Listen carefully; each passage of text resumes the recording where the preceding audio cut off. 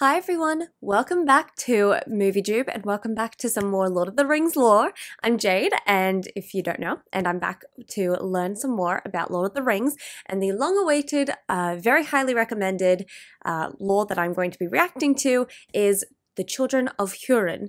I think I'm pronouncing that correctly? I'm not sure. I will find out. But yes, we're back with Man of the West. As always, make sure to follow, subscribe to his channel. I will leave the link in the pinned comment and the description so you can check him out there. But yes, we're going to be reacting to the tale of the Children of Hurin from the Silmarillion. And this is part 1, but we'll do both part 1 and part 2. So yeah, let's dig in. And I'm very excited. So please make sure to leave a like and subscribe. And let's go.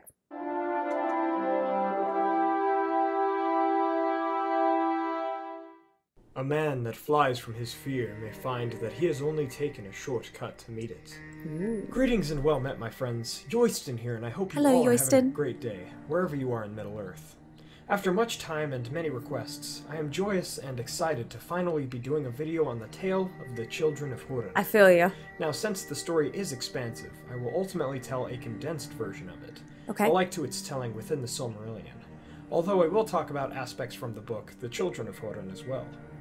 Alike to when I made my Melkor videos, while writing this video's script, I found that to give this story the justice it deserves, I will need to make 2 videos covering this tale. I do apologize that I can't cover it all today, and I hope that's okay with you guys. That just means I can cover this story more in depth today and next week.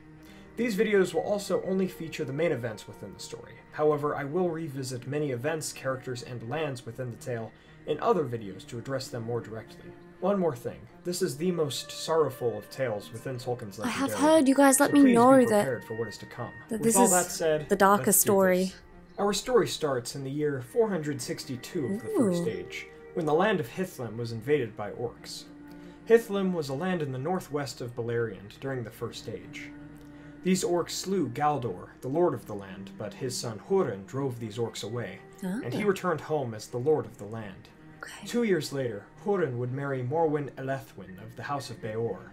That year they had a son named Turin, and 2 years later they would have a daughter named Erwin, who also went by the name Lalieth, which meant laughter in Sindarin. Oh. However, Erwin would pass away at the age of 3 from a plague sent by Angband.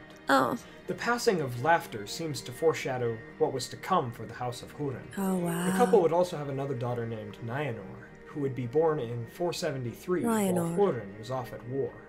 In 472, Hurin went off to join the Union of Maethros, led by men, elves, and dwarves, to do battle with Morgoth in the Nir Naeth Arnodiad, or the Battle of Unnumbered Tears. However, this battle went ill for the Free Peoples, and Fingon, the High King of the Noldor himself, was slain by a Balrog. Damn. The Free Peoples were routed, so Hurin and his younger brother Hur convinced King Turgon to withdraw and keep Gondolin a secret, while Hurin's men held the line. Damn. Hur fell in battle, but Hurin fought on until he stood alone, fighting innumerable foes among orcs and trolls, and he was buried beneath them. Hurin was then captured and brought to Morgoth and Angband. He was then tortured for the location of the secret elven city of Gondolin. Oh, However, Hurin was the strongest warrior among men in the First Age, and he resisted Morgoth's attempts. So, Morgoth cursed Hurin's family, and chained him to a chair high upon the slopes of Thangorodrim, so that he may watch terrible events befall his house through the sorcery of the Dark Lord. Now that we know why terrible events will befall his house, let's transition and look at the story of Turin, the protagonist of the story of the Children of Hurin. Turin's the oldest son. Growing up, Turin became friends with Sador, the family's household servant, and the man taught him much as he grew older. However, when Turin was at the age of 8, Easterlings came into Hithlum and made the land unsafe. Worried about her son, who was the heir to the House of Hurin, Morwen sent Turin with some companions to Doriath to be raised as Thingol's ward, as Thingol was a good friend to Hurin. And so, Turin and his companions came to the edge of Doriath, and were rescued from near hunger and death by Beleg Strongbow, the chief of Doriath's Marchwardens. Beleg took them to Doriath, and Thingol gladly received Turin.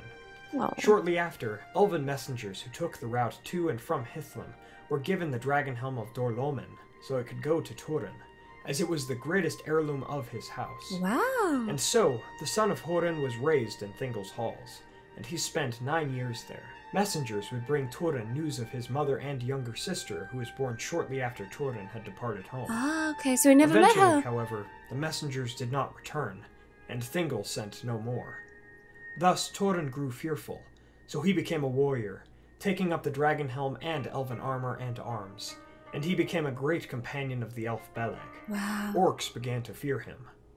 After 3 years of fighting the servants of Morgoth, Turin returned to Menegroth, the halls of Thingol from the wild, and he was unkept. Seiros, an elf who was high in the councils of Thingol, grew jealous of Turin, and he taunted the man and his kin during a meeting, so Turin threw his drinkware at the elf and severely wounded him. So, the elf ambushed Turin the next day as the men went to return to the lines of battle, but Turin overcame him, and he made Seiros flee naked in the forest, coming eventually to a chasm that held a stream.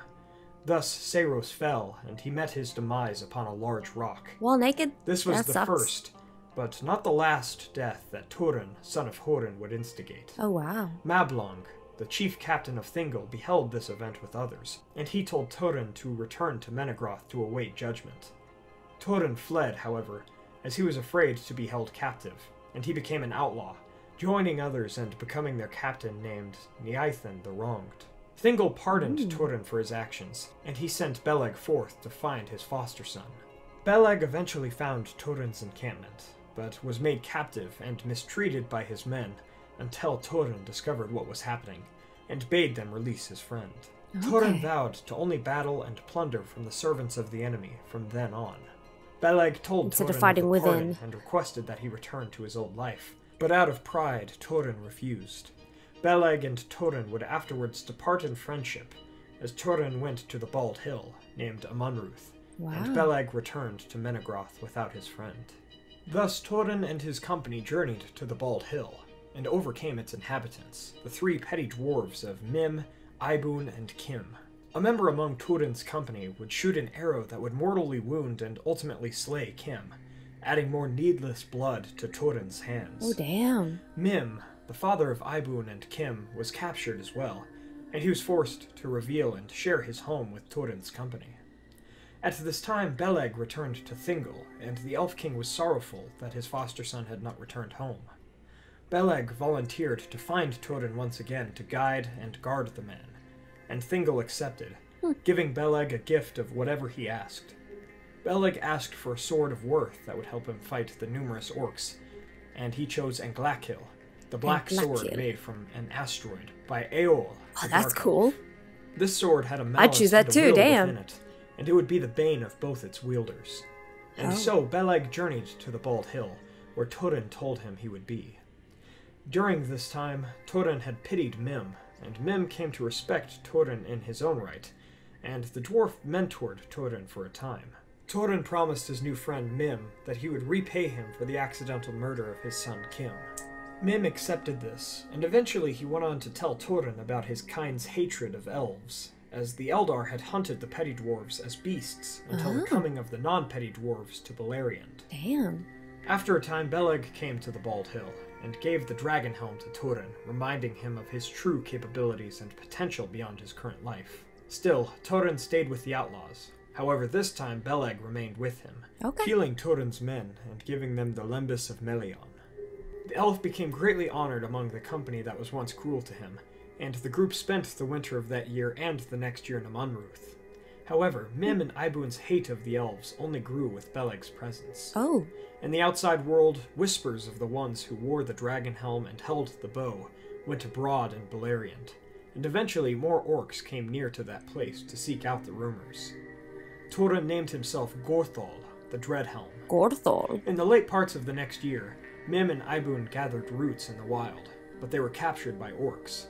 So Mim promised to show them his home, and planned for them to ambush Turin's company at an opportune time, if they agreed not to slay Gorthol, who the orcs already knew as Turin. They agreed, and the trap was sprung. Turin was captured and the rest were slain, save Beleg and a man by the name of Andvir who fled the scene.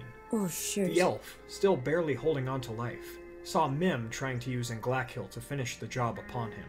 but Beleg took back his sword, thrusting it at the dwarf who escaped his vengeance. After this terrible skirmish that costed the lives of many of Thorin's friends, Beleg would not forsake his brother at arms, so he healed himself and followed the orcs who had indubitably captured him. He went without sleep, and never swerved from their trail. Quote, "For the skill of Beleg was greater than any that have been in Middle-earth." End quote. Wow. As he hunted after the orcs, Beleg found an elf named Gwyndor asleep at the foot of a tree, and this elf had escaped his enslavement at the hands of Melkor after the Battle of Unnumbered Tears, Okay. and he found his way to that spot. Renewed by the lembas that Beleg carried, Gwyndor, a lord of Nargothrond, joined the hunter on his quest. Upon the barren dunes of Anfaglith, within sight of the peaks of Thangorodrim that held Hurin, the orcs made camp. Beleg silently defeated all of the wolf sentinels, and the two elves carried Thorin out of the encampment. In a thicket of thorn trees they laid Thorin down, and with the black sword and Glackhill, Beleg cut his friend's bonds. However, fate caused the blade to slip as the bonds were cut, and Thorin's foot was sliced. Awakening in terror and rage, Thorin saw a shape over him in the darkness with a drawn sword, and he struggled with his imagined enemy, taking his foe's sword and slaying him with it. Damn. He stood ready to fight more enemies, but a flash of lightning appeared, and Thorin saw the unmoving face of Beleg Cutholion. Thus, Thorin realized that he had just slain his best friend. Damn. He sat unmoving, while the orcs nearby awoke with fear from the storm. While Gwyndor warned Thorin of their danger, Thorin sat unmoving. Wow, And he couldn't eventually leave. morning came, and the storm passed, but the terror and guilt did not. The orcs thought their captive had fled far during the night, so they returned to Angband without their prize. Eventually, Gwyndor arose Thorin enough to help him bury Beleg, and with him they placed his bow Belthronding. Gwyndor took the now dulled sword and Glackhill, so that it may be used against Morgoth's servants, and he took Beleg's lembas as well. Thorin, with guilt still on his face and sorrow in his mind and body, followed Gwyndor away from Tuor Nufun. Eventually, Gwyndor brought Thorin to the pools of Irvin to be awoken from his trance and renewed by the waters. Thorin drank and cast himself down, finally letting his tears commence, freeing himself of utter madness. He made a song for Beleg named Lair Cu Beleg, the Song of the Great Bow, and he sang it aloud. Afterwards, Gwyndor gave him a Glackhill, even though it was still dulled from the slaying of its master, and the two finally spoke greetings to one another. Wow. Gwyndor told Thorin of the curse that was set upon him and his family by Morgoth, and Thorin believed it fully. Then they traveled onwards, so he knew about finally to Nargothrond. As Gwyndor had long since been absent from Nargothrond, he returned in a ragged form, but Findulas, the daughter of King Orodreth, recognized him, as the two had loved each other. Thorin kept his true name a secret in Nargothrond, calling himself Agarwin, the son of Umar, meaning blood-stained, son of ill fate. In the time following his meeting with King Orodreth, Thorin gained favor, and the elves reforged the sword Glackhill, and he renamed it Gurthang, the Iron of Death. Gurthang. He was also called Adanathil, the Elfman, for his speech and bearing from Doriath. His fighting skills alongside the elves on the guarded plain also gave him the name Mormagil, the Black Sword. Tales and legends began growing about Mormagil, and he took up dwarf mail and a dwarf mask, which gave him a fierce and terrifying appearance on the battlefield. Eventually, the love of Findulas changed from Gwyndor and went to Thorin, and as we will see, this would cause strife. For all of his new allies, names, and relics, Thorin would soon be tested by Morgoth and his servant Glaurung the dragon. Thus, we bring today's video about the tale of the Children of Hurin to a close. From the story so far, we see what arrogance, haste, and agony can do to a person. We must be thoughtful in our deeds and actions, for if we aren't, we may come to carelessly hurt others and bear a terrible guilt. Thank you all so much for watching this first part concerning the tale of the Children of Hurin. If you enjoyed this, please be sure to hit that like button and share this video with a friend. Let me know what you all think about this story and its chief protagonist so far in the comments below. It is indeed a sad but inspiring three-dimensional story, and I look forward to finishing the second part of it next week. If you'd like to contact forward me to directly, finishing please it be sure now. to join us on Facebook and Twitter. And to help the channel grow, please consider donating to us on Patreon. Due to the dark tone of this tale, I'm not entirely sure that this video or next week's will be fully monetized, so I really appreciate any donation that the channel receives. It also allows me to keep making content like this in the future. Links for all of those websites are in the description below. Also, make sure to subscribe to join the Men of the West and all of the Free Peoples today. I will see you all next week with part 2, and as always, thank you all so much for joining me on this adventure. It truly means a lot. Until the next one, my friends. Alright, now it's part 2 for the Children of Hurin. Let's check it out.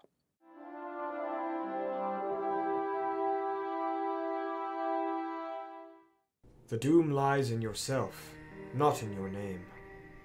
Well met, friends. Yoiston here, and I hope you all Hello. are doing well, wherever you are in Middle-earth. Today we will be finishing the sorrowful tale of the Children of Hurin. Here we go. If you haven't seen the first part, I'll link it in the description below and in the card at the top right corner of the screen. Without further ado, we will pick up right where we left off. Okay. As Turin grew in political power in Nargothrond, much respect went towards the man whose real name was left unused. Findulis, who formerly loved Turin's friend Gwyndor, had fallen in love with Turin, but since the man refused to tell her his real name, she named him Thurin, the Secret. Ooh, After Thurin. Gwyndor had discovered that his forever love was infatuated with Turin, he warned her of the perils of loving a mortal man, as Gwyndor and Findulis were of elvenkind. Oh. In his rage and jealousy, Gwyndor also revealed that the true name of Agarwin was Turin, and his father Umarth was Hurin. Oh, damn. Thus, Turin's true name reached King Orodreth of Nargothrond as well, Okay. and he was given great honor as he was made the chief counselor of the king, although Turin was angry with Gwyndor for betraying his trust. Yeah, and telling people. Thus, his identity would Okay. further bring about his arrogance and forsaken luck from Morgoth's curse. Damn. Turin would urge the Nargothrondrim to abandon their identities of secrecy, and to build a bridge before the gates of the city over the river Narog, for swifter movement of armies. Thus, the bridge was made, despite Gwyndor speaking out against Turin and his plan. Nargothrond was revealed more clearly to the servants of Morgoth, but the deeds and valor of Mormegil, the Black Sword, were heard abroad, Okay. and forced the tides of Morgoth's forces to come towards those rumors. Even Thingol of Dorioth, Turin's adopted father, Oh, heard yeah. tell of Mormegil, though he knew not that it was Turin, son of Hurin. Aw. Due to the fact that Morgoth's hordes were drawn by the Mormegil, Turin's mother and sister Morwen and Nienor finally fled from Hithlum to Okay. seek refuge in Thingol's halls. And although Morwen finally found comfort in the halls of the Elven King, she felt sorrow also, as there were no tidings of her son since the Dragonhelm fled Dorioth years before. Interesting. Thus, in the year 495 of the First Age, So he didn't when show Turin himself was to his mom? 31 years of age, two elves named Gelmir and Arminas brought tidings from Círdan the Shipwright, as Ulmo, the Vala of the Seas, had warned Círdan that a great peril was to come to Nargothrond. The springs of Sirion had been corrupted by the Dark Lord, and the elves of Nargothrond should shut the gates of their home and throw down their bridge to remain hidden and free of the evils to come. Orodreth was troubled by these tidings, but Turin was too proud and ignorant to take heed of them. Soon after, Handir, the lord of men in Brethil, was slain by orcs who invaded, and the men of that land were driven back. We shall discuss these men again later. And Morgoth unleashed his host upon the world, led by Glaurung the Dragon, who defiled the lands that he passed through, on his way to burn the guarded plain and the elves of Nargothrond both. Turin, at the side of King Orodreth, came forth with the warriors of Nargothrond to battle the enemy amassing beneath the mountains of Shadow and in the pass of Sirion. Damn. But they were all of them pushed back to the plain of Tum Haled, where they were burned and beaten. King Orodreth himself was slain at the Battle of Tum Haled, and Turin survived only because of the protections that his dwarf mask gave him, and he found his friend and adversary Gwyndor dying upon the field, and bore him into a forest to lay him upon the grass. It is there that Gwyndor said that the debt of saving Turin from the orcs alongside Beleg was paid, but he still rued the day that he did it, as Nargothrond would stand a bit longer if Turin wasn't among them, as the enemy had only found them because of Turin's reputation and all-out war tactics. Gwyndor bade the man of ill fate to go back to Nargothrond and to save Findulis, as she was the last bastion between him and his own doom. If he failed her, he would fail himself. Thus the elf bade his friend of old farewell in life, and Thorin sped back to Nargothrond. Wow. The bridge of the man's design proved an evil that day, as it was strongly built and could not swiftly be destroyed before the coming of Glaurung and his orcs into Nargothrond. Oh gosh. Thus the orcs pillaged the halls and enslaved the elven maidens that were there. Thorin hastily fought his way across the bridge in order to free the captives, Findulas among them, when Glaurung came forth from the gates and hailed the son of Hurin. Who? As Thorin tried to slay the dragon, he gazed without fear into Glaurung's serpent eyes, and he was frozen in place by the binding spell of them. Yeah. Glaurung proceeded to taunt Thorin of his ignorant failures, saying, Glad may thy father be to learn that he hath such a son, as learn he shall. Thorin saw himself as one would in a mirror, but he was twisted by malice, and he hated what he saw. During this time Findulas cried out to an unmoving Thorin, as she and the other elf maidens were herded away by the orcs. Did she snap him out of it? Withdrew his dreadful gaze, Okay. and Thorin awoke to once again attempt in slaying the dragon. Okay. But Glaurung said that he would gladly slay Thorin if that be his wish, but that instead he should go help his mother and sister. He mocked him also by inquiring as to if he would abandon them as he abandoned Findulas moments before. Thorin tried to stab at the dragon's eyes once again, but Glaurung recoiled. It's a very He chubby called version Thorin of him. valiant, and bade him go to his kin once more. However, as Thorin was caught in the gaze of Glaurung once again, Thorin believed his foe's words, as Glaurung spoke of his mother and sister, and Thorin sped away. Glaurung called after him, saying that if he stopped for Findulas, he shall never again see his sister and mother. Thus Glaurung inflamed all that surrounded him, and drove the remaining orcs away. Damn. Afterwards he destroyed the bridge, and secured the halls of the elves for himself, lying upon the hoarded riches inside. Thorin sped north with terrible thoughts of his family burning by orcs, so he never lost his path. But they When were he reached there the the home whole of his time. youth, Thorin learned that his mother Morwen was long gone, and that she and his sister had fled. Yeah. So Thorin went to the house of Broda the Easterling, who had married one of Morwen's kin, Eirin, and by grabbing Broda and drawing his sword, Thorin demanded to know where his mother had gone. Broda's wife said that Morwen had gone to Doriath to seek her son, as the lands were made safe at that time by the Black Blade of Nargothrond. And you Thorin left. realized that Glaurung's lies had stopped him from saving Findulas for nothing, and in his dark rage he slew Broda and all of the Easterlings that were his guests. And so he added to the blood on his hands. Oh, whoa. After the death of Broda, more chaos ensued in Thorin's homeland of Hithlum. Thus Thorin fled into the Winter Lands, aided by those who remained of his house's people. And so Thorin journeyed to an outlaw's refuge in the southern mountains of Dor Lomin, before leaving the land of his childhood once again and returning to the Vale of Sirion.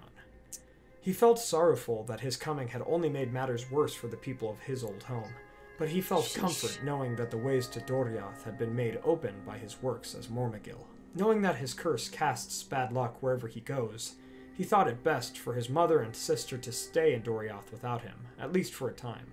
Yeah, but wouldn't Thus, they already be Thorin captured? decided to pursue Findulas in the hopes to save her, but the trail had been lost in the winter. However, Thorin passed southwards down the river Teglin, and happened upon some of the men of Brethil that I mentioned earlier during the devastations of Glaurung, Okay. and they were surrounded by orcs. Thorin saved the men from the orcs, as Gurthing the Black Sword made them flee.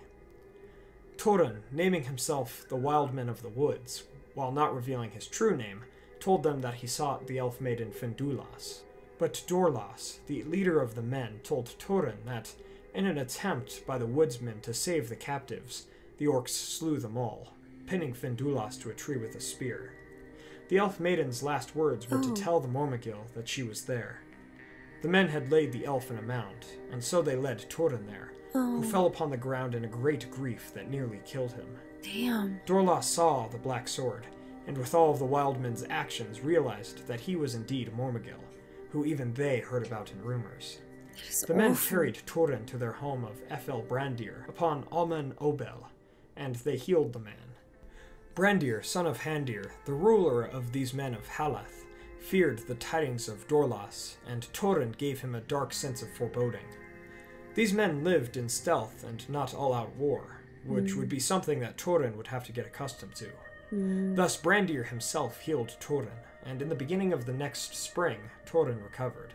Thorin decided that he would stay among the men of Brethil in hiding, and put his shadow, and possibly his curse, behind him. Yeah, so that Thorin took a new he can't name, hurt them. Tarambar, which is Quenya for Master of Doom.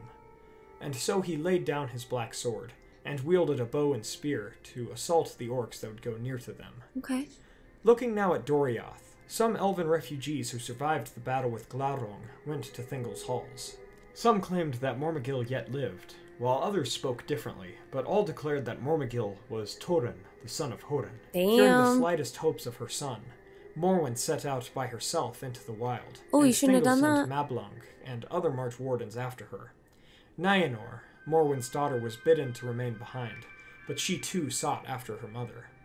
So she took the guise of one of Thingol's elves and rode with the others. Huh.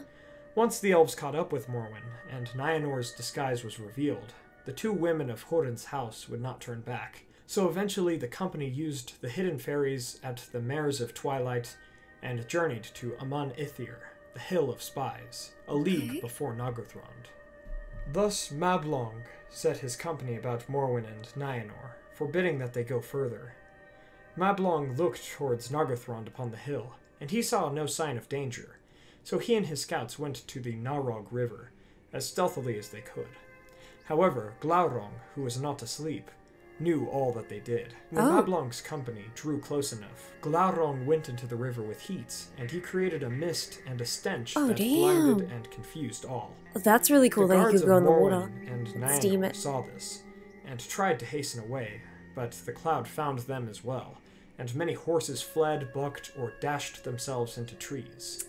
Thus the company was split, and Morwen is not seen again within this tale. I'll talk more about her and Hurin and their endings specifically in other videos, as this is about their children. Okay. After the coming of the dragon's vapor, Nienor found her way back to the hill of Amon Ithir to await Mablung. As the vapor cleared and the sun shone, Nienor looked straight into the eyes of Glaurung, whose head rested upon the hilltop. Their wills battled for a time, but Glaurung learned who she was, and constrained her gaze to his, putting a spell upon her that erased all memories. And for many days, Nienor could not hear, see, or move by her own will. After placing the spell, Glaurung left her upon the hill and returned to Nargothrond. Mablung, who yet lived, was exploring Nargothrond in Glaurung's absence, but as the dragon returned, so too did he depart. Returning to Amon Ithir, Mablung found Nienor, alive and alone. She looked like stone under the stars, and he never she would not hear, met her. Followed Mablung, as the elf guided her with his hand. Eventually, 3 more of Mablung's companions found them, and the group headed back north and east towards Doriath. As they moved closer to Doriath over those days, Nienor gained more of her strength and senses back, but one night the company was assailed by orcs, and Nienor finally recovered her hearing and sight during that encounter. And so she fled. The orcs chased her and the elves after them, and eventually the elves slew the orcs to make Nienor safe. But Thorin's sister outran them all, as she tore off all of her clothes and ran faster than a deer. The elves could not find any trace of her, so Mablung and his company returned to Menegroth with the news. Thingol and Melion were filled with sorrow about these grievous tidings concerning their friends, and Mablung took on the search once again. Nienor continued to run, finally coming to the crossings of Taglin to take shelter under the great trees of Brethil. She had no names or words for anything around her, as those had all been taken by Glaurung. She'd been terrified. She was scared and crying as the rain came down upon her, but soon she was found. Thorin Tarambar heard rumors of orcs nearby, and came across this young woman, lying atop the mound of Findulas, naked in the storm. He put his cloak about her, and the sight of him comforted her. Afterwards, the woodsman took her back to the Ethel Brandir the next day. Once Thorin had named her Nienor, Tear Maiden. Nienor became the first word she spoke since her curse from Glaurung. She caught a fever and was tended to by the women of Brethil, and they taught her language as well. Brandir, the leader of the men, also healed her sickness, but she could remember nothing before Thorin found her in the forest. Brandir fell in love with Nienor, but her heart went to Thorin. as the two unknown siblings would fall in love with each other. Yikes. There would unfortunately be nothing to stop them. During a time of part of the peace, curse. Thorin fell in love with her as well, and he asked her for her hand in marriage, but Brandir restrained her, not for his own jealousy, but for the darkness of Thorin, whose name he revealed to Nienor. Nienor knew not his name, but a shadow fell upon her mind at the telling of it. Interesting. Like something in After her 3 years had subconscious, passed maybe. since the sack of Nargothrond by Glaurung, Thorin asked again, saying that he would go back to fight in the wild if she declined again. However, Nienor agreed this time, and the two were wedded at midsummer of that year. Damn. They lived happily, but by the end of that year, Glaurung sent orcs under his rule to assail Brethil. But Thorin stayed with his wife, promising only to fight if their homes were attacked. But Dorlas, the leader of the company that first found Thorin, scolded him for not helping his own men. Yeah. So Thorin once again took up the Black Sword Okay. and fought off the orcs. So he did. Word of the Black Sword reached Glaurung's ears, though, so the next year he went from Nargothrond to endanger the men of Brethil, and his enemy of old. The next spring was also a time when Nienor was pregnant with Thorin's child, Ooh. but Glaurung would put all in danger.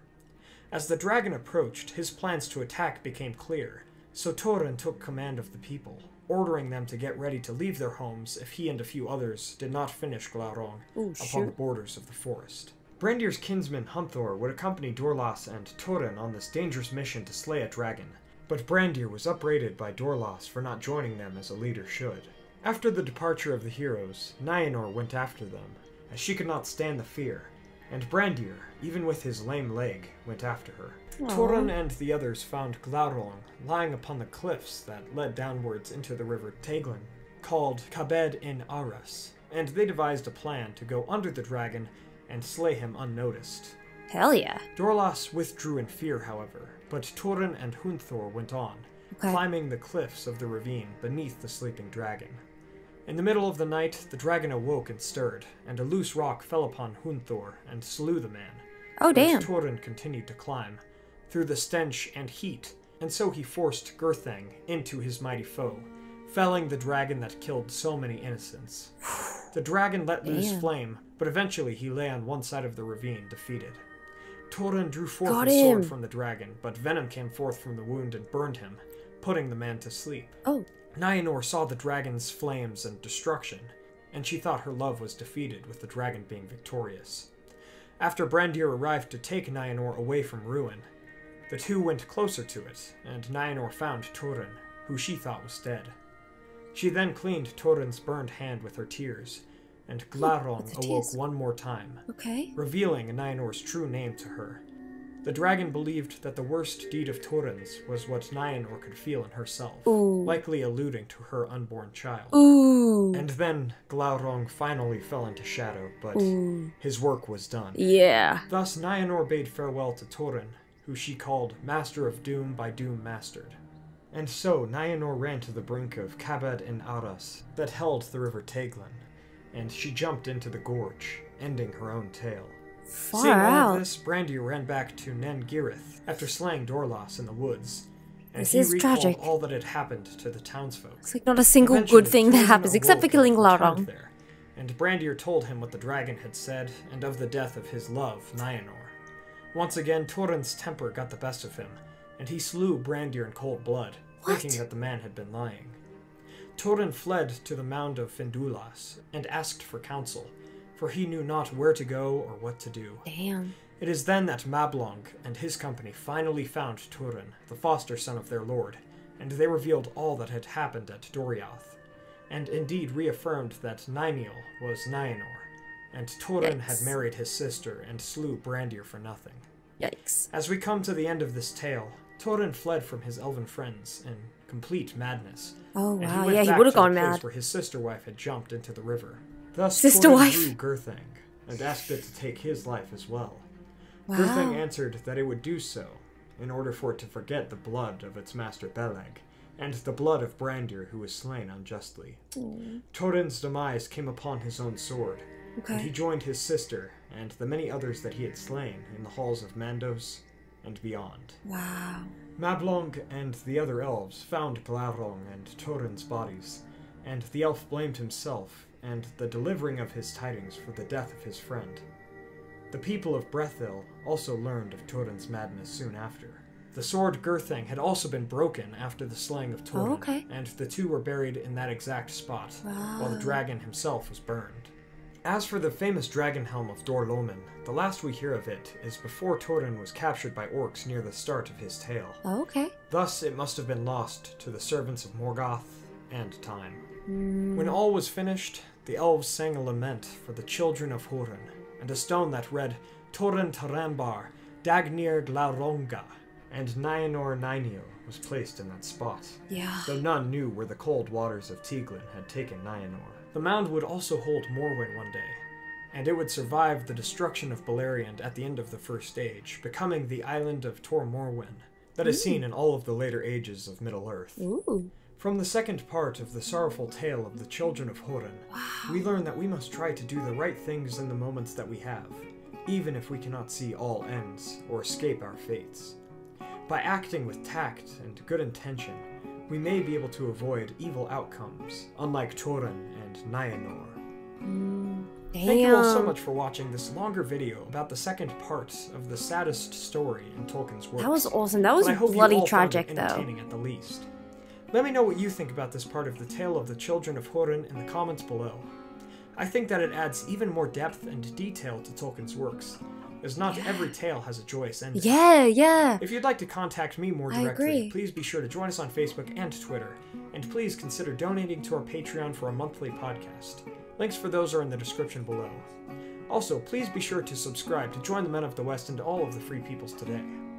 Now that we have talked about this tragedy, let's talk about something a little more fun and upbeat. Next week, I will explain my thoughts on why the Fellowship of the Ring couldn't take the Eagles to Mordor. And if you all have any opinions on that subject, please let me know in my comments or messages, and your ideas might just make it into the video. As always, thank you all so much for joining me on this adventure, through the good times and the evil ones in this tale. Until the next one, my friends.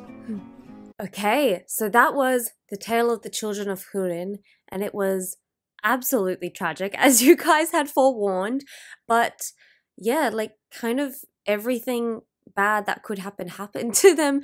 Like, every time they thought they were, Turin thought he was making a right move to do the right thing, it was just a complete wrong move.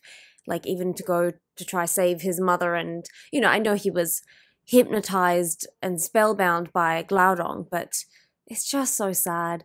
But I also like how, like what Ewiston said at the end there, like, you know, we know of Lord of the Rings as such a happy ending story, and I personally love that.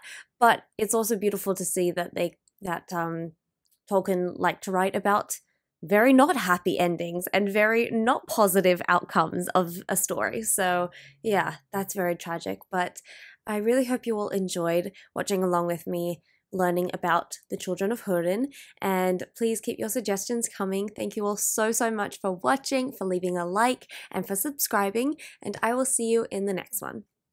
Bye.